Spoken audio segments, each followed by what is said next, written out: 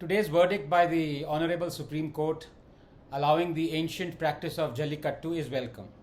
No sane person, least of all I, would accept animal cruelty, and I am glad that the court determined that Jallikattu does not involve animal cruelty, especially with the new state amendments. That said, this is the time to ask a few pertinent questions of selectivity and double standards when it comes to Hindu religious and ritualistic practices. In 2019, the Tripura High Court banned animal sacrifice even though Hindus argued that this practice was a centuries old tantric tradition of worshipping the 10 Mahavidyas, namely Kali, Tara, Tripura Sundari, Bhuvaneshwari, Bhairavi, Chinnamasta, Dhumavati, Bagalamukhi, Matangi and Kambala. What the Hindus pleaded was also in keeping with the famous 1954 Shirur Mutt judgment that established the sanctity of an essential religious practice. But the judges would hear none of it. Quote, no person, including the state, shall be allowed to sacrifice any animal or bird within the precincts of any temple within the state of Tripura, unquote, they wrote. In 2014, the judges of the Himachal Pradesh High Court had similarly banned the 600-year-old tradition of animal sacrifice during Kullu Dasera.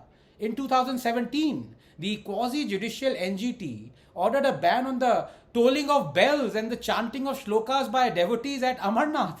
Praise the Lord, they simultaneously didn't allow the delivery of azan through a loudspeaker there. Or perhaps they indeed did, but the vagaries of the state have meant the order is yet to reach Bholenath's abode. The question to be asked is, why should only the religious Hindu be prevented from conducting animal sacrifice? If the state is against animal sacrifice, and laudably so, then shouldn't it be against all animal sacrifices conducted in the name of religion? But is that the case? If the honorable courts object to the taking of the life of an animal through a religious ritual, do they have the guts to ban halal? Every single day, more than 1 billion Muslims eat meat after this religious ritual has been performed. In fact, it is an essential requirement. The dhabiha, or the prescribed ritual slaughter, must be staged. The incision must be precise and deep that cuts the carotid artery and the trachea. The blood must be drained completely. This while the animal is still alive. The head of the animal must be aligned to the Kaaba, and it is essential that Bismillah Rahman Rahim be uttered. Furthermore, only a Muslim can perform the slaughter. So according to the honorable judges, this isn't a ritual. In fact, this ritualistic practice has been deemed so cruel in many European countries that it is mandatory to stun the animal before performing halal. But do our judges have the courage to shun selectivity when it comes to animal rights? Hindu festivals and celebrations and sporting events are easy target, be it Kambala or Jallikattu as was previously the case, or Naga Panchami, or even kite flying during Makar Sankranti, or believe it or not, restricting the height of the Dahi Handi during the Janmashtami festival. The judges have capped the human pyramid height to 20 feet, saying anything above would inflict harm to the participating humans. Quote, we only know of Krishna stealing butter. Did he also indulge in acrobatics while stealing it?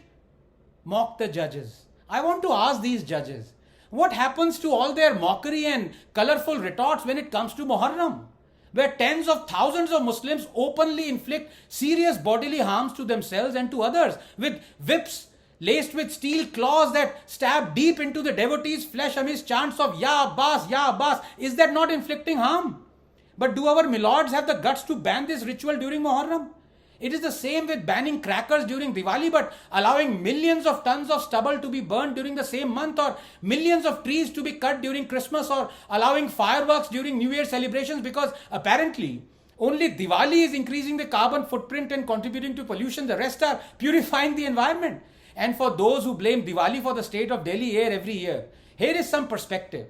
An area of 17,900 square kilometers, or 12 times the size of Delhi, is on fire continuously for weeks on end right next to Delhi.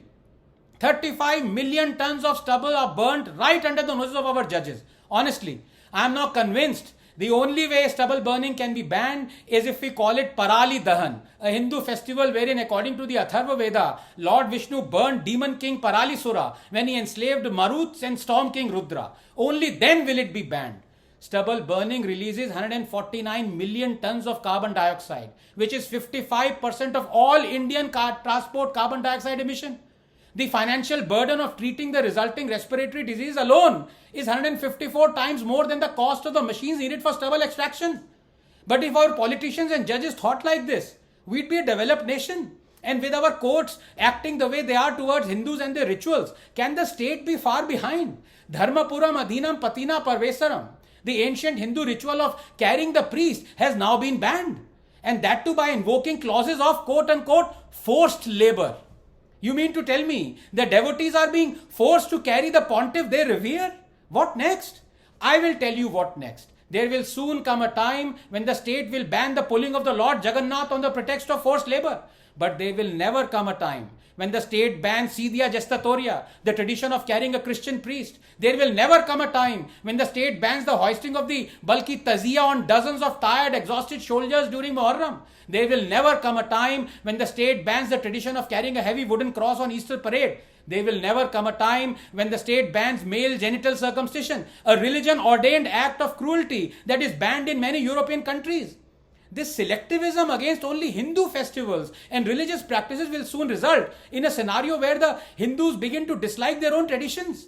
From there, the road to self-loathing is but a few yards away. And we know where that road leads to. Forsaking Hinduism itself and accepting another religion. As if on cue, the courts have recently opined that non-Hindus cannot be barred by temples into setting up their shops and temple premises. Quote, we cannot allow this thunder at the bench. So let me get this straight. A man whose religion orders him to viscerally hate the Hindu, commands him to convert this infidel, this kafir, and if he can't, then kill him at an opportune moment. A man whose religion tells him no one has the right to be worshipped but Allah 4062. That those who deny the Quran, their necks will be shackled 4070. That polytheists or Hindus are the worst of creatures 98:6. That fight against those who do not believe in Allah and who do not adopt Islam, fight them until they give the jizya while they are humble 929. That do not marry polytheist women unless they believe in Islam 2:221. That those who disbelieve in our verses, we will drive them into a fire 456. That do not take disbelievers as friends unless they convert and kill them if they refuse 489. The court orders the Hindu temple to give this man the temple's own land to set up a shop in. Is there a finer example of how entrenched snubbing of Hindu interests has become? There is no other way of saying this. The camel has begun to sneak into the tent. An open sky awaits.